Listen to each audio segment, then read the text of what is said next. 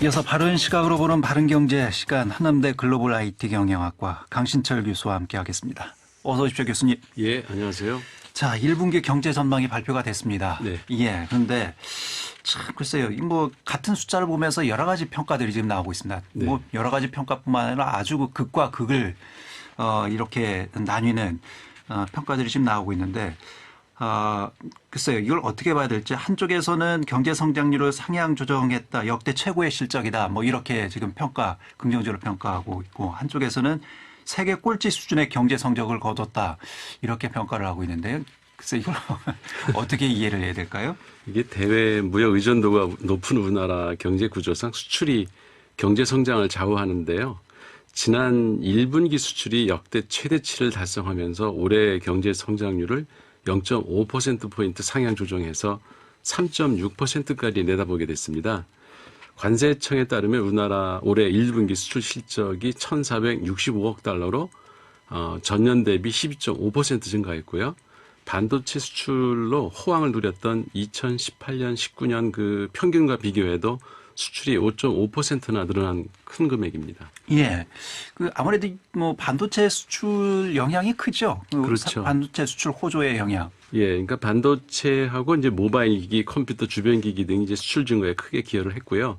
그 외에도 자동차와 코로나 진단 키트 그리고 이제 의료용품과 의약품 수출이 이제 크게 증가를 했습니다. 수출의 거의 반이 이제 중국, 미국, 유럽연합 등 주요 3국이 차지하고 있는 걸로 나타나는데요. 예. 미국과 중국의 이제 경제 회복 속도가 빨라진 것이 아무래도 우리나라 수출 증가에 크게 영향을 미친 것으로 나타나고 있습니다. 예. 그러니까 월별로 보면은 수출은 코로나19 이후 지난해 11월부터 5개월 연속 증가세를 이어오고 있고요. 2008년 금융위기 당시에 감소세로 돌아섰던 수출이 증가세로 돌아가는 데까지 23개월이 걸렸는데 지난해 2월 코로나 확산 이후 수출은 6개월 만에 이제 이전 수준을 회복하면서 우리 경제에 든든한 버팀목이 되고 있습니다. 예. 이 정도 추세라면 올해 무역액 1조 달러는 무난히 달성될 것이 예상되고요. 예. 연간 수출액도 지난해 대비 18% 증가한 6,053억 달러가 될 전망입니다. 그러니까 이런 지표를 보면 당연히 이제 긍정적인 평가가 나올 수밖에 없는데 네. 그런데 어떻게 해서 세계 경제 성장률을 비교하면서 뭐 우리가 세계 꼴찌다 이런 평가가 나올까요? 그러니까 이제 절대 수치만 보면 IMF에서 발표한 걸 보면은 세계 경제 성장률이 6%로 전망하고 있고요. 국가별로 보면은 이제 미국이 6.4%, 일본이 3.3, 영국이 5.3, 그리고 이제 신흥개발도상국인 중국이 8.4%, 인도가 12.5% 이렇게 성장한 걸로 이제 나타납니다. 이렇게 보면 세계 평균과 다른 나라들만 비교해 보면 일본 제외하고는 모두 우리나라보다 경제 성장률이 높은 게 사실입니다. 그래서 이제 꼴찌라는 건데요. 예. 근데 이런 해석은 기저 효과를 의도적으로 무시하고 해석한 결과입니다.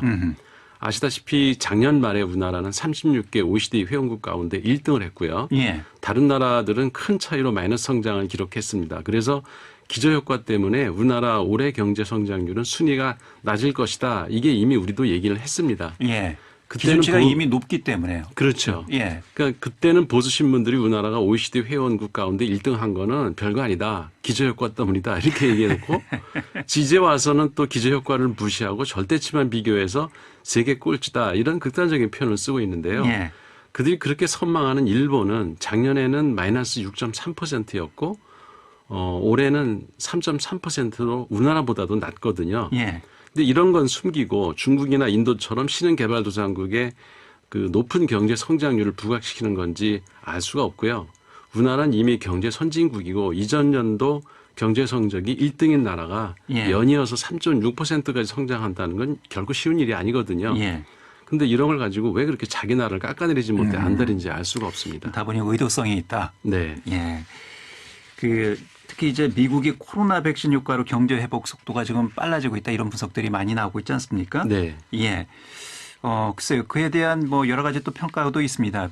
이런 미국 얘기하면서 과연 뭐 우리나라는 백신 접종이 이렇게 낮아서 언제 경제 회복이 되겠느냐. 네. 경제에 더 어두운 그림자만 드리워졌다. 이런 또 부정적인 평가들도 나오고 있고요. 이게 이제 전형적인 통계 오류거든요. 예. 그 같은 게 어떤 비슷한 현상이 일어나면은 그거를 그 상관관계인데 그걸 인과관계로 이제 해석하는 이상한 해석인데요. 미국 경제 성장률 전망치는 이제 6.4%로 인도와 중국에 이어서 세 번째로 높은데요. 지난 4월 5일 기준으로 보면은 미국 국민의 32%가 백신을 맞은 것을 언급하면서 마치 미국이 백신 접종률이 높아서 경제 성장률이 높아진 것처럼 허위 보도를 한 것입니다. 백신 접종률과 경제 성장률이 어느 정도의 상관관계를 보이려면 적어도 몇 달은 지켜봐야 되지 않겠습니까? 그렇죠. 예. 이제 백신 접종 시작한 지 얼마 안 됐고 국가별로 수급 사정에 따라서 접종 속도가 차이 나는 것뿐인데 벌써 백신이 효과를 발휘해서 마치 경제가 좋아진 것처럼 보도하는 것은 완전히 가짜 뉴스라고 할 수밖에 없습니다. 예. 그 집단 면역이 형성되려면 적어도 인구의 70% 이상이 백신 접종을 받아야 한다고 하고 또 이거마저도 확실치 않다는 것이 전문가들의 의견입니다. 그러니까 미국은 아직도 하루에 5만 명 가까이 확진자가 발생하고 있어서 발생률이 우리나라의 44배나 되고요. 예. 치명률이 1.8%로 우리나라 1.5%보다도 높습니다. 그 이스라엘을 보면은 백신 접종률이 1위거든요, 지금. 예. 61%가 맞았습니다. 그런데 우리나라 인구의 8분의 1도는 안 되는 이 작은 나라에서 어제 하루 확진자가 234명이나 나왔습니다. 그러니까 이스라엘의 확진자 발생률을 비교해 보면 우리나라의 43배나 되거든요. 예. 그러니까 영국의 또 접종률이 47%로 2위인데 확진자 발생률이 우리나라의 29배입니다. 그러니까 이게 백신 접종을 많이 했다래 가지고 지금 그 면역 상태가 나타나고 있는 효과가 없거든요. 예. 그러니까 이런 통계치들을 분석해 보면 지금 어느 나라도 백신의 효과는 나타나지 않은 것으로 보입니다. 그런데 예. 섣불리 백신 접종률이 경제 성장률에 영향을 주는 것처럼 보도하는 것은 가짜 뉴스라고 할 수 없죠. 예.